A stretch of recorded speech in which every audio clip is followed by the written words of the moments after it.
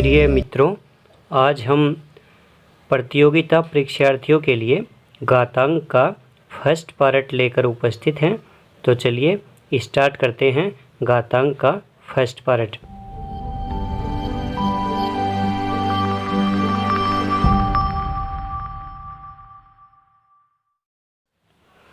इसमें सबसे पहले आता है, देखिए ये 2 है और उसके ऊपर एक छोटा सा अंक 3 लिखा हुआ है। ये जो बड़ा अंक है 2, इसको आधार कहा जाता है, आधार। और ये जो ऊपर छोटा सा अंक है इसको घातांक या केवल घात कहा जाता है। तो ये जो बड़ा अंक है इसको आधार तथा ये छोटा अंक है ऊपर, इसको घातांक या केवल घात कहा जाता है। ठीक है, इसको पढ़ते कैसे हैं? इसको पढ़ा जाता है आधार 2 घातांक 3, आधार 2 घातांक 3 या 2 की घात 3, इस तरह से इसको पढ़ा जाता है। आधार 2 घातांक 3 या 2 की घात 3, इस तरह से इसको पढ़ा जाता है। उसके बाद देखिए मित्रों, इसका प्रसार रूप या विस्तारित रूप, जैसे 2 की घात 3, इसको क्या पढ़ते हैं? 2 की घात 3। तो इसका अगर आपको प्रसार करना है या विस्तारित रूप लिखना है तो उसके लिए 2 को आप 3 बार गुणा करेंगे। तो 2 की घात 3, तो आप आधार है 2, उस आधार को जितनी घातांक है उतनी ही बार गुणा करेंगे। तो 3 घात है, इसलिए 2 को 3 बार गुणा करेंगे, 2 गुणा 2 गुणा 2। तो ये क्या हो गया? ये हो गया इसका विस्तारित रूप या प्रसार रूप। तो जितनी घात होती है आधार को उतनी ही बार लिखा जाता है। उसी तरह देखिए 3 की घात 2, तो 3 की घात 2 का प्रसार रूप होगा 3 गुणा 3। यहाँ पे घातांक 2 है इसलिए 3 को 2 बार लिखा जाएगा। उसके बाद आता है घातांक रूप। घातांक रूप में देखिए जैसे 2 गुणा 2 गुणा 2 गुणा 2, यहाँ पे देखिए 2 4 बार आया है, 1 2 3 4, इसलिए इसको घातांक रूप में क्या लिखा जाएगा? 2 की घात 4। जितनी बार 2 रिपीट होता है उतनी ही उसकी घात लगाई जाएगी। 2 4 बार आया है इसलिए 2 की घात 4 होगी। यहाँ देखिए 3 1 2 3, यहाँ पे 3 बार आया है इसलिए इसको घातांक रूप में लिखा जाएगा 3 की घात 3। इसी तरह से यहाँ देखिए 4 गुणा 4 गुणा 4, यहाँ पे 4 3 बार आया है इसलिए इसको घातांक रूप में लिखा जाएगा 4 की घात 3। इस तरह से किसी भी विस्तारित रूप को या प्रसार रूप को घातांक रूप में लिखना हो तो कोई भी अंक जितनी बार रिपीट होता है उसके ऊपर उतनी ही घात लगाई जाती है और ये होता है इसका घातांक रूप। तो ये तो है घातांक रूप और ये होता है विस्तारित रूप या प्रसार रूप। अब देखिए आपको जो पढ़ाया गया है उस पर आधारित कुछ क्वेश्चन हैं। जैसे पहला प्रश्न है, प्रश्न नंबर 1, 2 की घात 3 का मान ज्ञात कीजिए। 2 की घात 3 का मान ज्ञात कीजिए। तो देखिए 2 की घात 3 का मान ज्ञात करना है, इसलिए पहले आप इसका प्रसार करेंगे यानी प्रसार रूप लिखेंगे। तो 2 को 3 बार लिखेंगे, 2 गुणा 2 गुणा 2। अब इसका मान ज्ञात करना है इसलिए 2 दूनी 4, 4 दूनी 8। पहले 2 दूनी 4, 4 दूनी 8, इसलिए इसका मान क्या होगा? इसका मान होगा 8। यहाँ पे 2 की घात 3 मिस प्रिंट है, गलत लिखा हुआ है, इसलिए इसका जो मान है वो होगा 8। ठीक है, तो अगर किसी भी राशि का आपको मान ज्ञात करना है तो जितनी घातांक है उसको उतनी ही बार गुणा करेंगे और फिर प्रत्येक अंक को गुणा किस तरह से करेंगे? देखिए 2 को 2 से किया 4, फिर 4 को 2 से किया 8, तो 8 इसका मान होगा। उसके बाद अगला प्रश्न है, प्रश्न नंबर 2, -3 का स्क्वायर का मान ज्ञात करो। तो -3 का स्क्वायर है इसलिए यहाँ पे देखिए घातांक 2 है इसलिए -3 को 2 बार लिखा जाएगा। तो माइनस को माइनस से गुणा करेंगे तो प्लस हो गया और 3 3 9, इसलिए इसका मान हुआ प्लस का 9। यहाँ पे देखिए मित्रों, माइनस को माइनस से गुणा किया तो प्लस आता है। अब मैं आपको ये बता रहा हूँ कि ये जो चिन्ह होते हैं इनका गुणनफल किस तरह से होता है। जब प्लस को प्लस से गुणा करेंगे तो क्या आएगा, माइनस को माइनस से गुणा करेंगे तो क्या आएगा,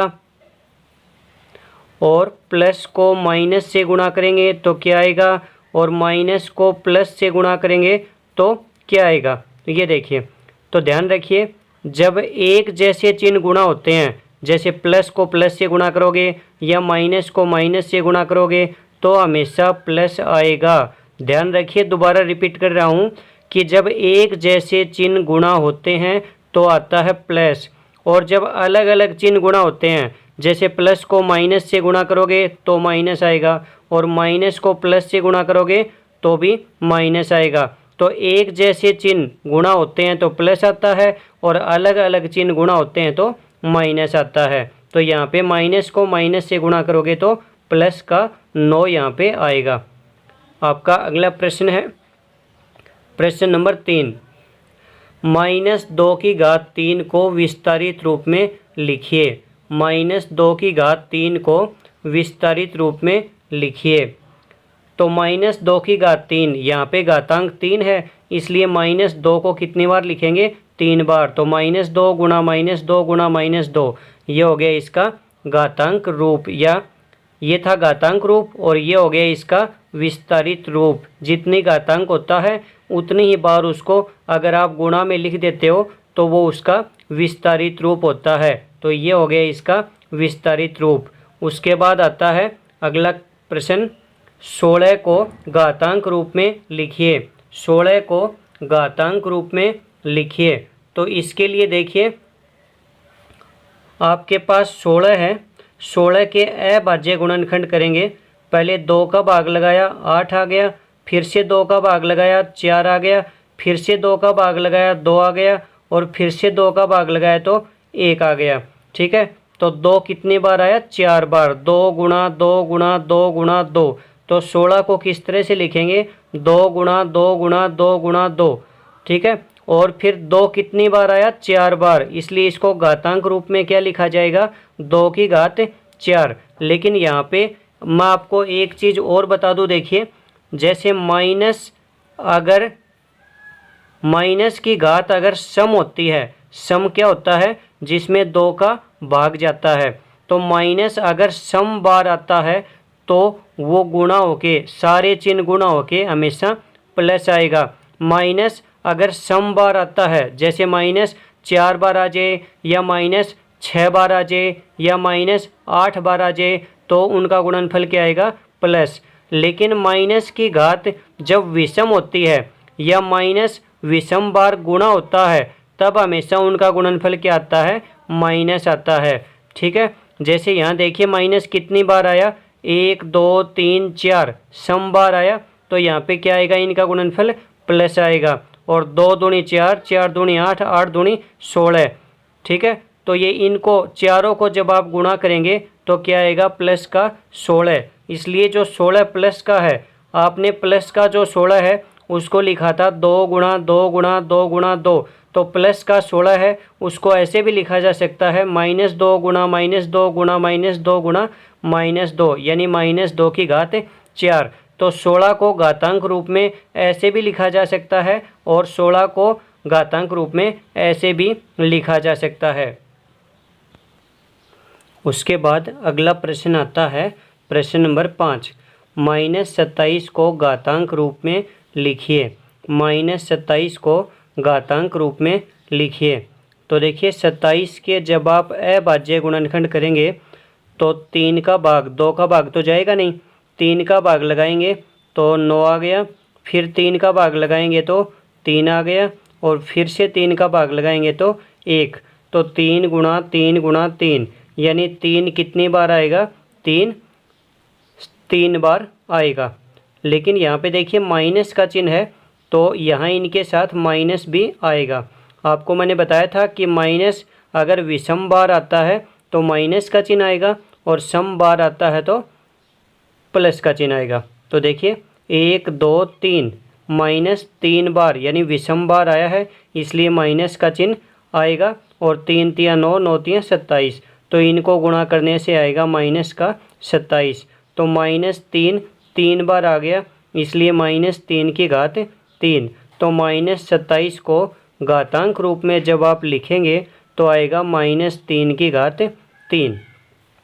उसके बाद आता है अगला प्रश्न, प्रश्न नंबर 6। अक्स गुणा अक्स गुणा अक्स गुणा अक्स को घातांक रूप में लिखिए। ठीक है, अक्स गुणा अक्स गुणा अक्स गुणा अक्स। तो यहाँ पे देखिए 1 2 3 4 अक्स यहाँ पे 4 बार आया है, इसलिए अक्स की घात कितनी होगी 4। तो ये हो गया इसका घातांक रूप। उसके बाद अगला प्रश्न आता है प्रश्न नंबर 7। 25/16 को घातांक रूप में लिखिए। तो ऊपर है 25, 25 के अभाज्य गुणनखंड करेंगे तो 2 का भाग नहीं जाएगा, 3 का, 4 का भी नहीं जाएगा, 5 का भाग जाएगा। तो 5 का भाग लगाएंगे तो 5 आ गया, और फिर से 5 का भाग लगाएंगे तो 1 आ गया। तो 25 को लिखा जाएगा 5 गुणा 5। उसके बाद नीचे 16 है, तो 16 के अंदर 2 का भाग लगाएंगे 8, फिर 2 का भाग लगाया 4, फिर 2 का भाग लगाया तो 2, और फिर 2 का भाग लगाया तो 1। तो 2 गुणा 2 गुणा 2 गुणा 2, यानी 2 कितनी बार आएगा 4 बार। तो 16 को लिखा जाएगा 2 गुणा 2 गुणा 2 गुणा 2। ठीक है, तो 25 5 गुणा 5 यानी 5 की घात 2, और 16 2 गुणा 2 गुणा 2 गुणा 2 यानी 2 की घात 4। तो 25/16 को घातांक रूप में लिखा जाएगा 5 की घात 2/2 की घात 4। उसके बाद अगला प्रश्न आता है प्रश्न नंबर 8। 3 की घात 2 गुणा 2 की घात 3/2 की घात 2 गुणा 3 का मान ज्ञात करो। तो देखिए यहाँ पे 3 की घात 2 गुणा 2 की घात 3/2 की घात 2 गुणा 3 है। तो यहाँ पे 3 की घात नीचे तो 1 है और ऊपर 3 की घात 2 है। तो 3 की घात 1 से 3 की घात 1 कैंसिल हो जाएगी, और ऊपर 3 की घात 1 बचेगी। और देखिए नीचे 2 की घात 2 है और ऊपर 2 की घात 3 है। तो 2 की घात 2 से 2 की घात 2 कट जाएगी, और ऊपर 1 घात ज़्यादा है, इसलिए 2 की घात ऊपर 1 बचेगी। तो 3 की घात 1 मतलब ये 3 है, और 2 की घात 1 मतलब ये 2 है। तो 3 दूनी 6, तो इसका मान हो गया 6। इसी तरह से आपका अगला प्रश्न है 3 की घात 4 गुणा 2 की घात 3/3 की घात 5 गुणा 4 का मान ज्ञात करो। तो सेम 8 जैसा प्रश्न ही है ये।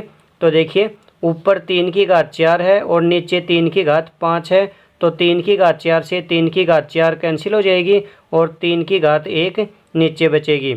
और ऊपर 2 की घात 3 है, नीचे 2 की घात 2 है। तो 2 की घात 2 से 2 की घात 2 कैंसिल हो जाएगी, और ऊपर 2 की घात 1 ज़्यादा है, इसलिए 2 की घात 1 ऊपर बचेगी। तो इसका मान होगा 2/3। अब आपका अगला प्रश्न है प्रश्न नंबर 10। 3 की घात -4 गुणा 2 की घात -3/3 की घात -5 गुणा 2 की घात -4 का मान ज्ञात करिए। तो देखिए इसके लिए मैं आपको एक चीज़ बताऊं कि जैसे ऊपर 2 की घात 3 है और आप इसको नीचे लेके जाएंगे तो 2 की घात -3 हो जाएगी। ठीक है, 2 की घात 3 को अगर आप नीचे लेके जाएंगे तो ये 2 की घात -3 हो जाएगी। यानी किसी भी घात को अंश से हर में या हर से अंश में अगर आप ले जाते हैं तो घात का चिन्ह बदल जाएगा। जैसे ऊपर है 2 की घात 3 और नीचे है 3 की घात 2। ठीक है, ऊपर है 2 की घात 3 और नीचे है 3 की घात मान लीजिए -2। तो 2 की घात 3 को जब आप नीचे लेके आओगे तो ये हो जाएगा 2 की घात -3, और 3 की घात -2 को ऊपर लेके जाओगे तो ये हो जाएगा 3 की घात 2। तो ध्यान रखिए घात को नीचे से ऊपर ले जाओगे तो घात का चिन्ह बदल जाएगा। माइनस है तो प्लस हो जाएगा और प्लस है तो माइनस हो जाएगा। ठीक है, अगर माइनस की घात है तो ऊपर जाने के बाद प्लस की हो जाएगी, और प्लस की घात है तो ऊपर या नीचे ले जाने पर वो माइनस की हो जाएगी। तो ध्यान रखिए घात को अंश से हर में या हर से अंश में ले जाने पर घात का चिन्ह बदल जाता है। आपका अगला प्रश्न है 3 की घात -4 गुणा 2 की घात -3/3 की घात -5 गुणा 2 की घात -4 का मान ज्ञात करिए। तो देखिए ऊपर तो आपका सेम रख दिया, 3 की घात -4 गुणा 2 की घात -3 और 3 की घात -5 गुणा 2 की घात -4। तो 3 की घात -4 सेम है, 2 की घात -3 भी सेम है, ये सेम रख दिए ऊपर वाले। और 3 की घात -5 को इसको जब आप ऊपर लेके जाएंगे तो 3 की घात +5 हो गई। ये -5 घात थी ना, ये ऊपर ले जाने के बाद +5 घात हो गई। इसी तरह से ये 2 की घात -4 है, तो आप इसको ऊपर लेके जाएंगे तो भी ये घात का चिन्ह बदल जाएगा, और -4 है तो ऊपर जाने के बाद क्या हो जाएगी, +4। ठीक है। अब आपको मैं एक बात और बता दूं, जैसे a की घात x प्लस वाई है, a की घात x प्लस वाई, तो इसको आप ऐसे भी लिख सकते हैं a की घात x गुणा a की घात y। ठीक है, a की घात x गुणा a की घात y, यानी जब आधार एक जैसे होते हैं तो घातांक हैं वो प्लस हो जाती हैं। ध्यान रखिए, आधार एक जैसे होने चाहिए और बीच में गुणा का चिन्ह होना चाहिए, तब जो घातांक हैं वो घातांक प्लस हो जाती हैं। ये सूत्र मैं आपको आगे अभी बताऊंगा। तो देखिए यहाँ पे 3 की घात -4 और 3 की घात 5, तो आधार देखिए इसका भी आधार 3 है और इसका भी आधार 3 है, और बीच में गुणा का चिन्ह है, इसलिए ये जो घातांक हैं ये प्लस हो जाएंगी। तो 3 की घात कितनी हो जाएंगी, -4 + 5, तो घातांक है वो प्लस हो जाएंगी। इसी तरह से यहाँ देखिए, यहाँ पे 2 की घात -3 और 2 की घात 4, आधार दोनों का सेम है 2, और बीच में गुणा का चिन्ह भी है, इसलिए 2 की घात हैं वो भी दोनों प्लस हो जाएंगी, और क्या आएगा, -3 + 4। ठीक है, तो माइनस का 4 और प्लस का 5, तो प्लस का 1 हो गया, और माइनस का 3 प्लस का 4 प्लस का 1 हो गया, तो 3 गुणा 2, यानी इसका उत्तर क्या हुआ, 6। इसी तरह से देखिए अगला प्रश्न है, 3 की घात -2 गुणा 2 की घात -3 बटे 2 की घात -5 गुणा 3 की घात -4 का मान ज्ञात करो तथा उत्तर धन घातांक के रूप में दीजिए। तो ये आपका प्रश्न है।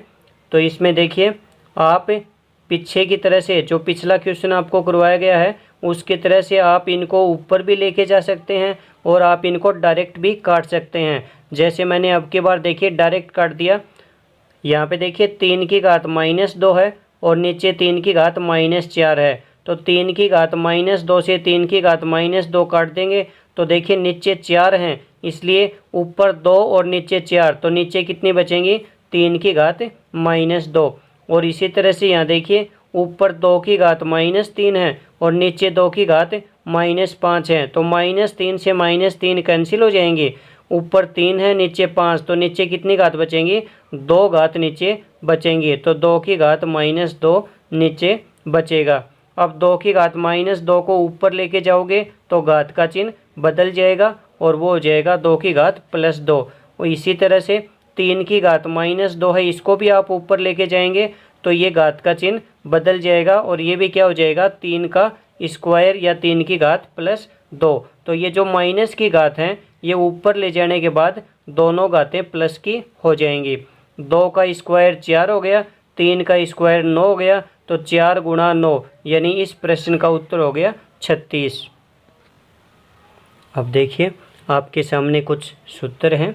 जैसे पहला सूत्र है a की घात 0 बराबर 1, यानी किसी भी राशि की घात अगर 0 होती है तो उसका मान 1 होता है। जैसे 2 की घात 0, 3 की घात 0, इन सब का मान कितना होगा, 1 होगा।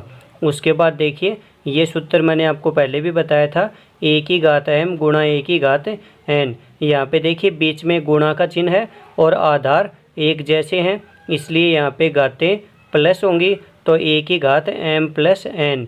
जब बीच में गुणा का चिन्ह होता है और आधार एक जैसे होते हैं तो घात प्लस हो जाती हैं।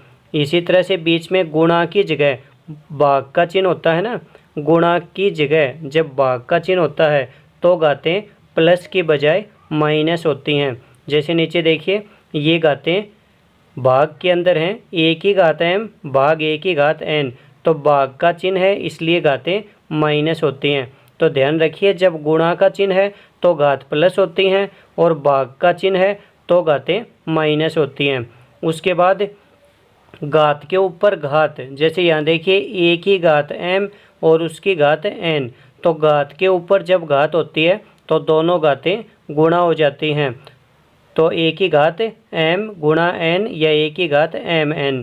जैसे ए की घात 2 और उसकी घात 3, ए की घात 2 और उसकी घात 3, तो ये क्या हो जाएगा, ए की घात 2 गुणा 3 यानी 6, तो ए की घात 6 हो जाएगा। तो घात के ऊपर घात होती है तो घातें गुणा होती हैं। उसके बाद मैंने आपको बताया था अगले सूत्र के अंदर देखिए ए की घात m, ए की घात प्लस की m, तो आप इसको ऊपर लेके जाएंगे तो ये क्या हो जाएगा, ए की घात माइनस m, यानी जो घात प्लस की है वो ऊपर ले जाने के बाद माइनस की हो जाएगी और माइनस की है तो प्लस की हो जाएगी।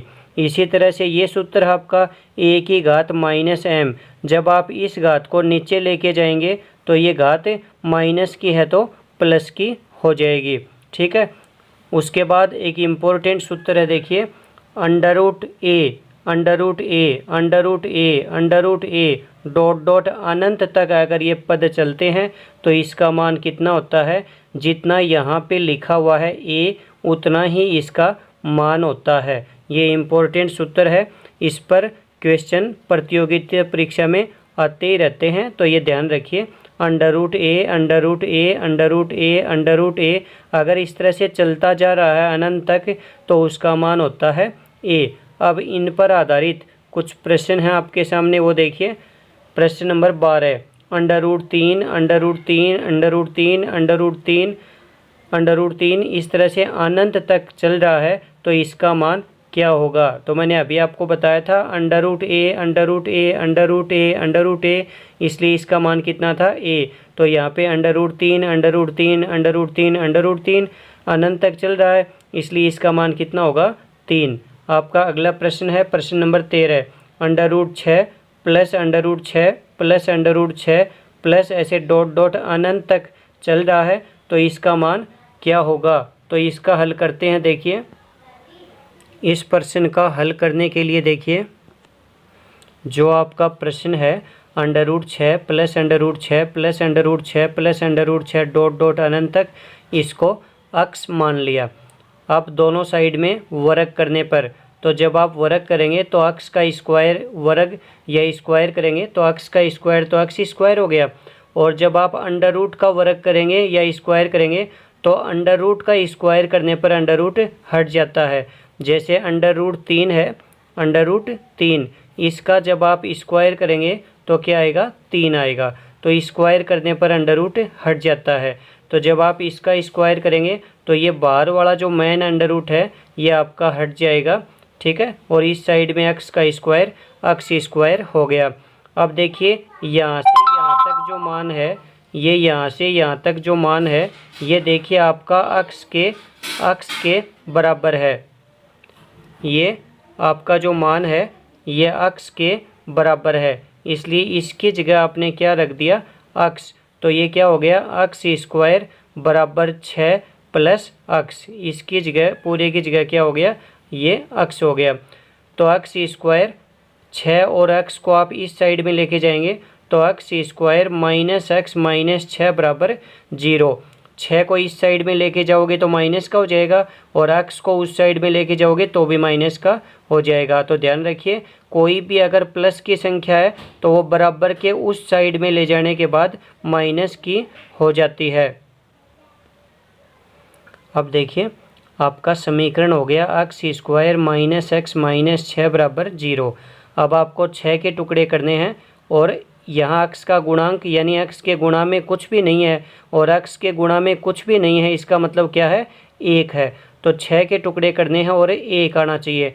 तो 6 के टुकड़े देखिए क्या होते हैं 6 गुणा 1 या 2 गुणा 3, तो इनको जोड़ने से या घटाने से 1 आना चाहिए। तो आप इनको 6 और 1 को जोड़ोगे तो 7 आएगा और घटाओगे तो 5 आएगा। तो आपको तो 1 चाहिए, ठीक है, इसलिए इनसे 1 नहीं आएगा।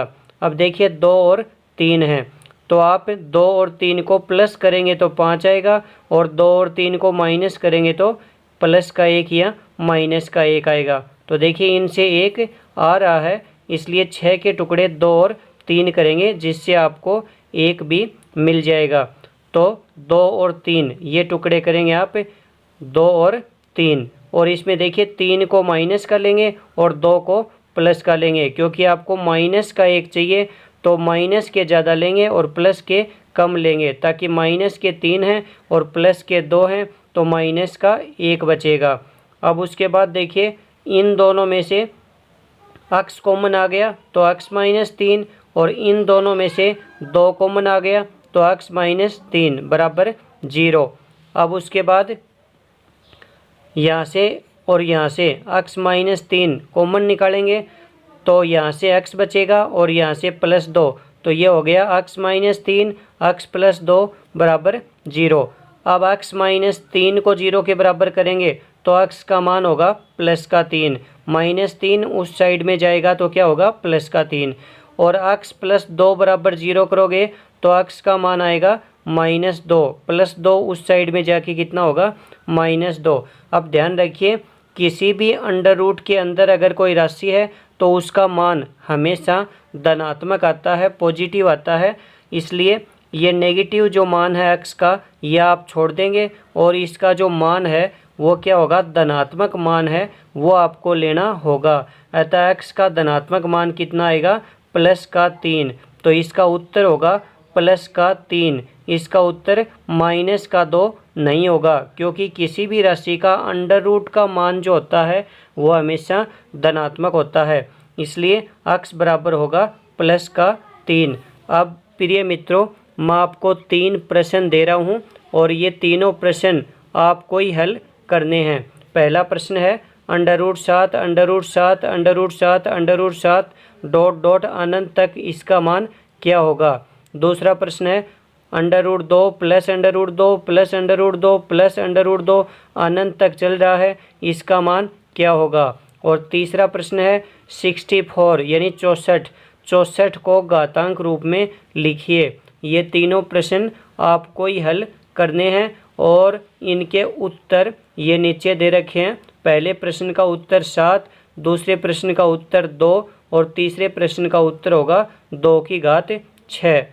ठीक है मित्रों, ये था आपका घातांक का फर्स्ट पार्ट। आपको ये पार्ट कैसा लगा हमें आपके सुझाव कमेंट बॉक्स में ज़रूर भेजें। धन्यवाद।